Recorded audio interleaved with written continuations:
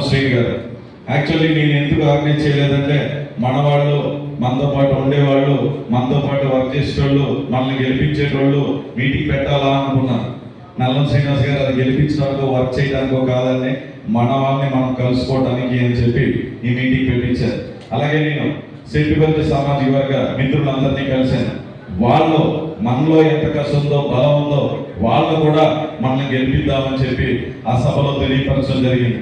Minorities కలిశాను, వాళ్ళు ఇదే బలంతో పనిచేసి గెలిపించాలని ఉంది. మహిళల మీటింగ్కి వెళ్ళాను, వాళ్ళు ఇదే బలంతో పనిచేసి కూటమిని గెలిపించుకోవాలని ఉంది. అలాగా గౌడ, యాదవ్, చేనేత ఇలాగ అన్ని వర్గాలకి, ఎస్సీ ఎస్టీ ఇలా అన్ని వర్గాలకి నేను మీటింగ్స్ అటెండ్ చేశాను. అన్ని సామాజిక వర్గాలకి వెళ్ళిన వాళ్ళందరూ కూడా కూటమిని గెలిపించుకోవాలంటున్నారు. అంటే మన అందరిలో కామన్ గా ఉన్నది ఏంటి అంటే ఈ రాష్ట్ర భవిష్యత్తు కోసం, ఈ రాష్ట్ర భవిష్యత్తు కోసం. అలాగే మనందరికీ అన్న మన అధినేత పవన్ కళ్యాణ్ గారు ఎన్ని సంవత్సరాల నుంచి ఎలా కష్టపడ్డారో, ఎలా కష్టపడి పార్టీని నడిపారో మీ అందరికీ తెలుసు.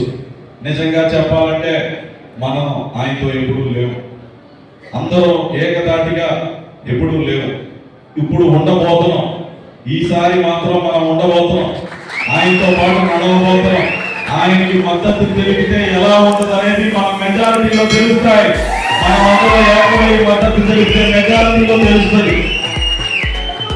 మనమందరం వచ్చే ఎన్నికల్లో మన అధినేత పవన్ కళ్యాణ్ గారు బలపరిచిన ప్రతి ఒక్క క్యాండిడేట్ కి, అది టీడీపీ అయినా, బీజేపీ అయినా, జనసేన అయినా సరే, ఎవరికి ఆయన బలపరిస్తే, కూటమి బలపరిస్తే వాళ్ళకి మన అందరూ కూడా కష్టపడి పనిచేయవలసిన అవసరం ఉంది. ఎప్పుడు కూడా రాజ్యాధికారానికి దూరంగా ఉన్న సామాజిక వర్గం మంది అత్యధిక సంఖ్యలో ఉన్నా సరే రాజ్యాధికారానికి దూరంగా ఉన్న ఒక సామాజిక వర్గం.